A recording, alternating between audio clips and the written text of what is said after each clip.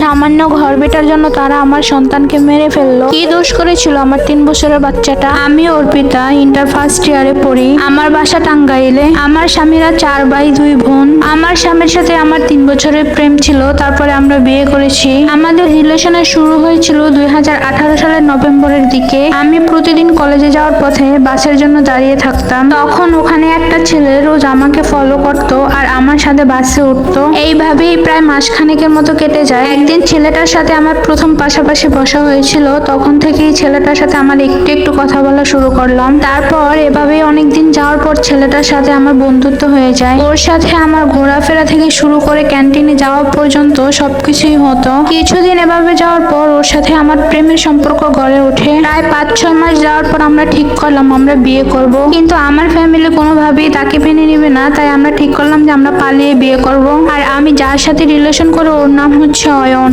অয়ন একটা বাইং হাউসে জব করে। ওর স্যালারি মোটামুটি ভালোই। তারপর আমরা আমাদের কিছু বন্ধুদের সাথে নিয়ে কাজী অফিসে গিয়ে বিয়ে করে ফেললাম। বিয়ে করার পর ও আমাকে ওদের বাসায় নিয়ে যায়, কিন্তু আমাকে নেওয়ার পর আমার শ্বশুর এই বিয়ে কখনোই মেনে নেয়নি। সে তার ছেলেকে বলতেছে এই মেয়েকে আমি কখনোই মানতে পারবো না আর কখনো মেনে নিবও না। আমার স্বামীর অনেক জোরাজুরিতে আমার শ্বশুর এক পর্যায়ে রাজি হয়ে আমাদেরকে ঘরে মেনে নেয়। আমি আমার শ্বশুর বাড়িতে থাকি ঠিকই, কিন্তু আমি কারো ভালোবাসাই পাই না, শুধুমাত্র আমার স্বামীর ভালোবাসা ছাড়া। তারা আমার সাথে অনেক খারাপ ব্যবহার করতে থাকে। আমার শাশুড়ি সারাদিন বলতে থাকে আমার বাবার বাড়ি থেকে তাদেরকে কিছুই দেয় না, আর ছেলেকে অন্য কোথাও বিয়ে করাইলে নাকি অনেক কিছু দিত তারা। সাথে আমার ননদরাও আমার সাথে অনেক খারাপ ব্যবহার করে। আমার যে 3 ভাসুর আছে ওনারা দেশের বাইরে থাকে, ওনাদের বউরা তাদের বাবার বাড়িতে থাকে। এভাবেই কেটে যাওয়া অনেকগুলো দিন, কিন্তু আমার প্রতি তাদের অবহেলাটা যেন দিন দিন বেড়েই যাচ্ছে। আমি যখন আমার স্বামীকে বলতাম তার মা বোনেরা আমার সাথে এসব করে, তখন আমার হাজবেন্ড আমাকে বলতো প্রেম করে বিয়ে করেছি, এমন একটু হবেই, তুমি প্লিজ মানিয়ে নাও। আমি তো তোমাকে কোনো কষ্ট দিচ্ছি না, আমি তো তোমাকে ঠিকভাবে ভালোবাসতেছি।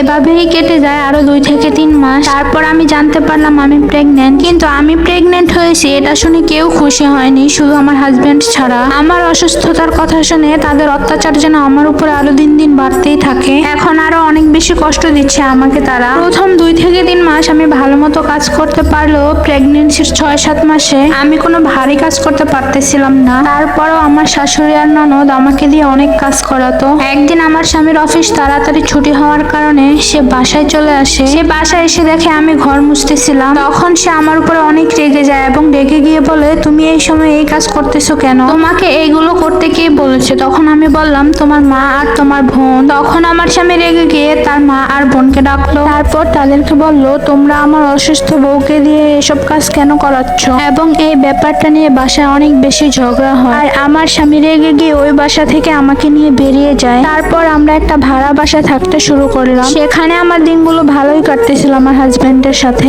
তারপর আমার ডেলিভারির ডেট কাছাকাছি চলে আসে। আমার কোলজোরে একটা ফুটফুটে ছেলে সন্তান আসে। আমার ছেলেকে দেখে আমার স্বামী ভীষণ খুশি, আর আমার স্বামীর খুশি দেখে আমি আমার সব কষ্ট ভুলে গিয়েছিলাম। তারপর আমার স্বামী আমার ছেলের নাম রাখলো আয়ান। আয়ান আস্তে আস্তে বড় হতে থাকে। তারপর আমরা ঠিক করলাম আমরা আলাদা একটা জমি কিনে বাসা বানাবো। যেই ভাবা সেই কাজ। আমার স্বামীর জমানো কিছু টাকা আর ব্যাংক থেকে কিছু লোন নিয়ে আমরা একটা বাড়ি বানালাম। তার কিছুদিন পর আমার শ্বশুর শাশুড়ি 2 জনই মারা যান। আর আমাদের যে বাসাটা সেই বাসাটা আমার শ্বশুরের জমির পাশাপাশি বানিয়েছিলাম আমরা। এখন আমার শ্বশুর বাড়িতে আমার ওই 3 ভাসুরের বউরা থাকে। আমার সাথে তারা মিশে না, সবসময় তুচ্ছ তাচ্ছিল্য করে কথা বলে, এমনকি আমার সন্তানকে পর্যন্ত তারা দেখতে পারে না। তার কয়েক মাস পর আমার ভাসুররা দেশে আসে। আমার ছেলের বয়স তখন 3 বছর। তারা আসার কয়েকদিন পরেই আমার শ্বশুরের জমি জমা ভাগাভাগি করতে শুরু করে। তারা মনে করেছে আমরা যেই বাড়িতে থাকি সেই জমিটা বুঝে আমার শ্বশুর আমাদেরকে দিয়েছিল। তাদের বউরা তাদেরকে সবসময় পরামর্শ দেয় আমাদেরকে যেন ওই জমি থেকে বের করে দিয়ে তারা সেই জমিটাও নিয়ে যায়। কিন্তু আমার স্বামী যত বলে এটা সে তার নিজের টাকা দিয়ে কিনেছে, তারা কেউই বিশ্বাস করতে চায় না এই কথাটা। এক সময় তারা আমাদের উপর অনেক চাপ দেয়, আর আমার স্বামী তা সহ্য করতে না পেরে আইনের আশ্রয় নেয় এবং তার ভাইদের বিরুদ্ধে মামলা দেয়। মামলা দেওয়ার কিছুদিন পর তার ভাইদেরকে ধরে পুলিশ নিয়ে যায়। আর কিছুদিন পর তারা ছাড়া পায়। তাদের এখন আমাদের প্রতি অনেক রাগ। একদিন সকালে তারা আমার ছেলের সাথে ভালো ভালো কথা বলে আমার ছেলেকে তাদের সাথে করে নিয়ে যায় এবং আমার ছেলের গলা চেপে আমার ছেলেকে তারা হত্যা করে। সামান্য জমির জন্য আমার ছেলেকে তারা মেরে ফেললো। রাগ আমাদের সাথে আমাদেরকে মারতে আমার 3 বছরের বাচ্চার দোষটা কোথায় ছিল? কি দোষ করেছিল আমার এই মাসুম বাচ্চাটা?